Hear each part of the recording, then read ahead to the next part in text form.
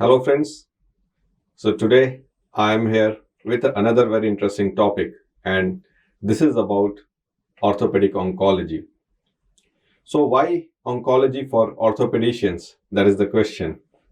So Dr. Apur asked me, so what is the requirement of orthopedic oncology as a separate specialty to treat these bone tumors, soft tissue tumors, and to introduce about this specialty. So we know that when we are undergoing training in orthopedics as a resident, uh, let me just take myself. When I was being trained, I used to see somewhere around, say, one case or two cases per month of any sarcomas. Of course, benign bone tumors like GCT was a little bit more common, but probably in a month we used to treat, say, one case or two cases. That's all. And we develop our concepts based on how we see our seniors treating those patients, based on what the literature says, what we read in the books. And nowadays we have access to the internet, and we can always search and look for the evidence-based literature in treating any disease. Particularly when it comes to orthopedic oncology or musculoskeletal oncology, this is a rare specialty. And if I count how many doctors are there in India who are dealing with orthopedic oncology exclusively, so whose practice is limited to management of bone and soft tissue tumors or sarcomas, are very limited. If I would count, say, probably 25 or maximum 30. And it is a small community. We all know each other. So why it is such a rare specialty? So there are many reasons for that. As compared to other tumors, the sarcomas constitute only 2% of all the cancers. So as such, the number of patients are very less. And if we talk about the most common bone tumor, that is osteosarcoma, it is the most common primary bone tumor. And that too incidence is less than 5 per million population. So you can understand that the number of cases that comes out in orthopedic oncology is very limited. And so is our exposure to these cases. Like I was saying, that during our residency training, we hardly see or get involved with the treatment of these patients. And what is the consequence of that? What we learn out of it? We learn that if there is a tumor, if we see anything, we have to operate, you resect, or you excise it, like what we have learned in throughout our training. But is it so, or is it a little different? So orthopedic oncology requires a lot of understanding of principles apart from orthopedics. We know as an orthopedic surgeon, we are trained to go into planes which are internervous plane to avoid injury to vessels and nerve. We are taught to go into the planes which avoids exposure of vessels and nerve unless it is really important to expose that area. But in orthopedic oncology, it is something just opposite. And I would openly share with you that you had seen my specialty. Like I was working as a consultant in orthopedic with trauma and arthroplasty. And after 4 years of practice, I then moved into this specialty, niche specialty of orthopedic oncology. And I would say that during my training, the first thing what I learned was to unlearn what I had already learned. So when it came to the learning of the orthopedics, by seeing patients, by assisting, by operating, by decision making in the protocols, I learned that something which I never taught in orthopedics is the concept of oncology. Of course, it is given in books, but we never understand that unless we see it happening in front of our eyes, or we practice it ourselves, or we assist directly to a person who is trained in these principles.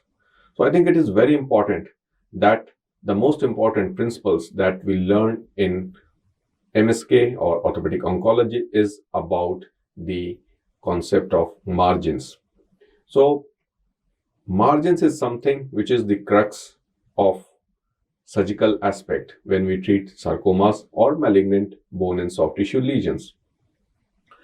Second, it is not just related to oncology, but our entire training in orthopedics, which includes trauma, arthroplasty, spine, or any interventional procedure, all these play a role in the management of bone tumors.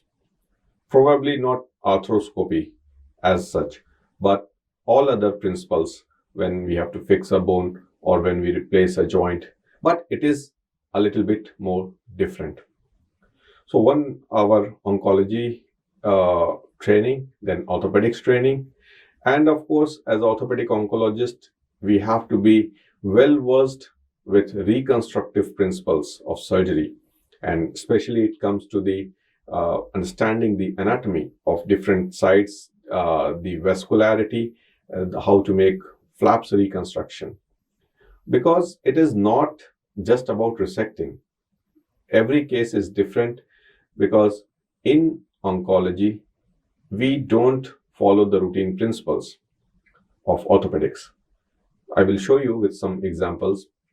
Also, the resections are much more massive, and it is not just limited to the bone, but it involves all the supporting structures right from bone, ligaments, soft tissue, your joint capsule, depending upon where the tumor is located. So, for surgical aspect, we require the understanding the principles of oncology, orthopedics, and reconstructive surgeries. And it is never a one-person specialty, it is a teamwork.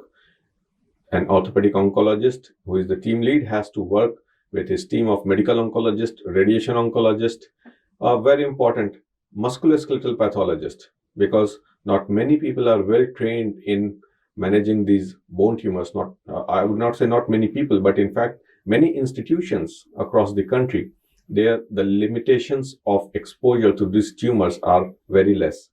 So if you have a good team which constitutes all of them, including radiologist who can identify the tumor and a good pathologist, half your work is done because you know the right diagnosis. And then after surgery, you require a good team for rehabilitation, for counseling, for diets, because these patients undergo chemotherapy and surgery. So it is not just the surgical principles, but a wholesome approach to this disease, and to treat not as a disease but as a human being. Okay, ये part थोड़ा सा cut करेंगे जहां तक मैंने बोला, ठीक है, लेटर ऑन उसको एडिट करेंगे. So like I was saying, during my training, what I learned was that in orthopedics, we should go into the internervous plane and go directly on the bone, avoid go periosteal and subperiosteal dissection to avoid injury to the vessels. When I went into oncology, I realized that these principles, we have to unlearn it and we have to learn something different. And what was it? First, go into the plane where you can identify and isolate your main nerve or the main vessels and the critical structures. Isolate them, protect them, and then whatever structure is remaining, you excise with a wide margin. So I think the most important concept is about removing the tumors with wide margins. I want to emphasize here that what I'm talking about is about the surgical aspects, but the treatment starts right from the time when the patient comes to you with the planning about the diagnosis. What are we dealing with? Correct imaging, correct protocol to be followed, correct way of doing a biopsy, correct way of planning the management with a multidisciplinary team. The approach is not like if there is a case with Ewing sarcoma and patient presents with a resectable lesion, and if it comes to a surgeon, they directly operate. But we should know the biology of the disease. What are we dealing with? What is the current standard? What is the evidence-based treatment which is international protocols which is followed worldwide, and we should treat accordingly, because then only we get a successful outcomes. And this is also very interesting, I want to share with everyone, because I have my OPDs apart from in Delhi. I go to many other centers like in Bihar, in Patna, in Jharkhand, in Ranchi, and in Uttarakhand, Dehradun. And I meet many group of peoples, and in fact doctor groups, from residents to senior consultants and HODs, professors. So one thing which I hear from everybody, that the prognosis is very poor in sarcomas. Whatever you do, they do not survive. And I always tell them, and I always present this, that the survival rates in these sarcomas are actually not that bad when we follow the right protocols. If a tumor requires chemotherapy followed by surgery and again adjuvant chemotherapy, then it has to be given like that if we want to achieve cure. Sometimes we miss that because the facilities are not there. Sometimes we are not aware, and we just do half-hearted things, incomplete things, and that's why the prognosis becomes poor. Sometimes if we are not trained in dealing with orthopedic oncology and we do a biopsy, even that can contaminate the disease. It contaminate the compartments, and that precludes the limb salvage surgery. So it is very important that as a resident, as a practicing consultant, or even at a senior level, we must be aware of the principles which are followed when managing these bone and soft tissue tumors. Normally, what are the cases that we see in orthopedic oncology? So primarily we see with all bone tumors, whether benign, locally aggressive, or malignant, like sarcomas. Then we have soft tissue tumors, right from benign to malignant. We have cutaneous malignancies, we have melanomas, squamous cell carcinomas, many of the metastatic bone disease that presents with us. This is also interesting because as such, when we see a metastatic bone disease, we just directly jump to fix it or internally fix or whatever. But it is important that the principles is well understood, because these disease requires a multimodality management like chemotherapy, radiotherapy, hormonal therapy. There are targeted therapies, and sometimes just with these treatments they tend to heal. But if you're not aware, we think just it is a surgical management. Sometimes it is a overdo and overkill. So treating the patient based on the histology and various other factors has improved the survival outcomes in these patients. And like I said, the current survival rates in sarcomas range somewhere between 70 to 80% in a non-metastatic scenario when the disease is localized. Of course, it depends upon multiple factors. This is the broad data which has shown us. And to tell you also that what happened in metastatic cases. So even people today, they are not aware the various factors that can improve the survival in metastatic disease, like in osteosarcoma. Even patients with a lung metastasis can have a cure rate if we can do metastatectomy and remove all the cancer cells from the body. But it requires a multidisciplinary team. You have to give chemotherapy. You should have the team with the thoracic oncologist who can excise all these metastases. Of course, then it is not what we talk in terms of 70 to 80%, but it drops down significantly to say 30% or 40%, depending upon multiple factors, whether it is a unilateral, bilateral lung mets, single, multiple. So there are multiple factors which affects. The most important thing that improves the survival is the understanding of the disease biology, follow the right principles, follow the right surgery. So some of the differences when we are taught, when we learn about orthopedic surgeries are, like, we do not expose much. Our approaches are going from open to more of the minimally invasive types. But of course, when we go to oncology, it becomes more and more extensile type, where you don't have to struggle and you don't have to compromise on the margins. So if we see that this is the hip replacement, On the other side, what you see that it is very, very less of the times it is very rare that I do minimally invasive type of surgeries unless it is a locally aggressive disease like aneurysmal bone cyst or bone cyst, where nowadays we do percutaneous injections, and for like radiofrequency ablation for chondroblastoma or osteoblastoma. For sarcomas, we have to go extensile. And what do we remove? It is not just the bone, or it is not just the joint that is affected. In fact, you remove the entire segment of the bone. You have to remove all the muscles that are attached and affected by the tumor. And then the challenges are multifold. What you need to have stability, you need to have good soft tissue coverage, you need to have proper vascularity. So it is very important that we understand the principles in depth before we start practicing these and handling these cases. So this was something like a proximal femur, and here what you see that it was a case of osteosarcoma of the distal femur, and where we have done resection with a prosthesis, and you can see that the specimen which is removed with a wide margin, and then you reconstruct it with this tumor prosthesis.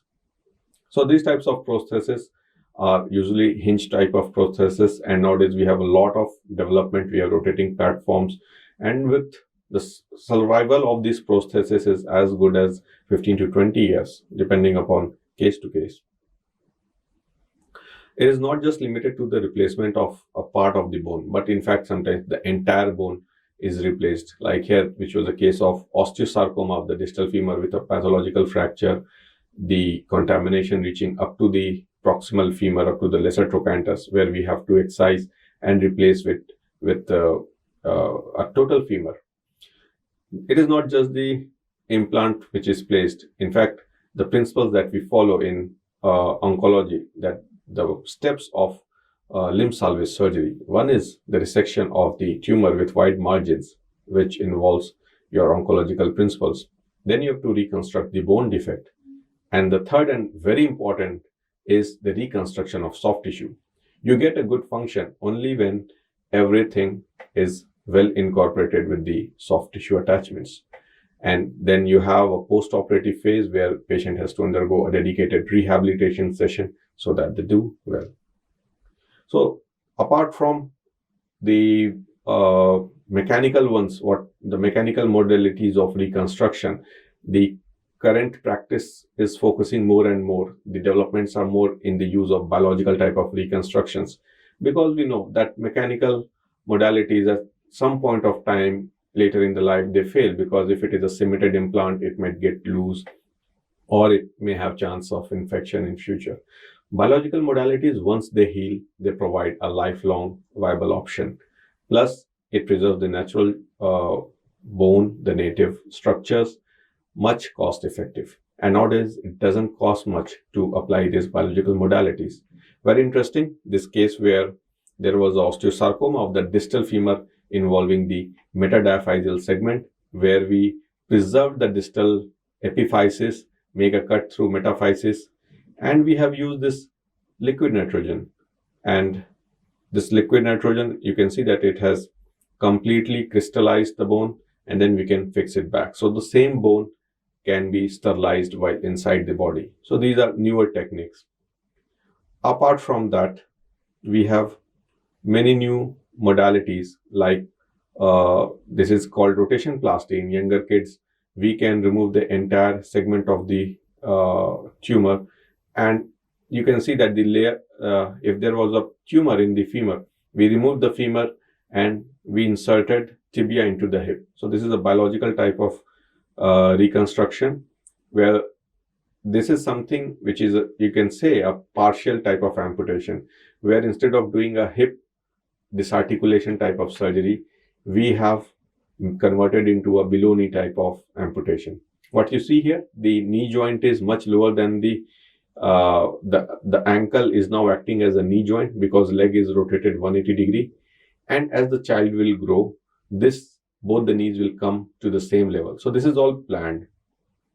So orthopedic oncology is not just about reconstructive surgeries.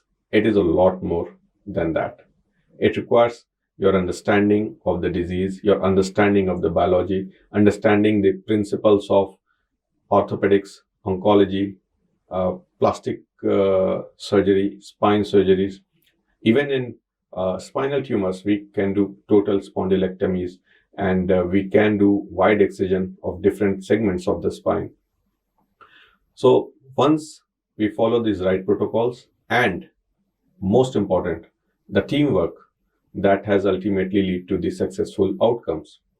So is it required to have the patients to be treated with a specialized center, or what is the outcome? So I'm not just talking from my experience, what I've seen, but many papers, many literatures have shown that the sarcoma patients, when treated at reference centers, the sarcoma referral centers, sarcoma specialized centers, they have a much better outcomes because the right protocols are followed. The limb salvage rates are much more higher. The survival rates are much higher when the treatment right from the beginning is done at sarcoma centers. So how is it going to, this knowledge is going to be transferred? Is, I think Dr. Apoor has done a great job in launching this orthopedic oncology section, and I must congratulate him.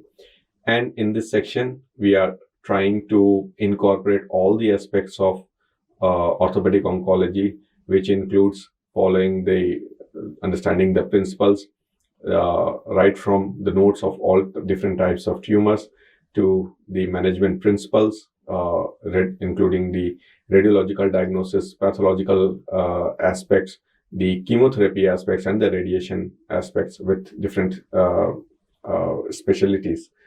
And then we have also different surgical videos which will show you how we deal with the tumor, how do we take margins, how do we plan our resection. So I think this is a wonderful part of this app, which gives you in-depth knowledge of how to deal with bone and soft tissue tumors and other metastatic bone diseases. And finally, it is the teamwork. And like I've shown you, this is my team at Max Hospital in Delhi, at Vaishali and PPG, where we have more than 50 different oncologists, and we have a dedicated team. Like I head the orthopedic oncology division, and with me are pathologists, the medical oncologist, radiation oncologist, who have a special interest in musculoskeletal oncology. So ultimately, this team, this is a strong team, the following the right approach, evidence-based management, is something which has led to improvement in the survival and the limb salvage surgery of the sarcoma patients. And I hope our viewers, they will benefit very much by going through these topics, by learning the approaches. Even a simple giant cell tumor, what is considered a very common case, have very high recurrence rates if not managed properly. Like doing this surgery without the use of a high-speed burr can have recurrence rates as high as 30 to 40%. But when we follow the right protocols with the use of adjuvants, the recurrence rates reported now are up to 10 to 15% in curettage. So please go through it and enjoy this app. And we are always ready for your feedback. And we will try to incorporate more topics based on your feedback. Thank you very much.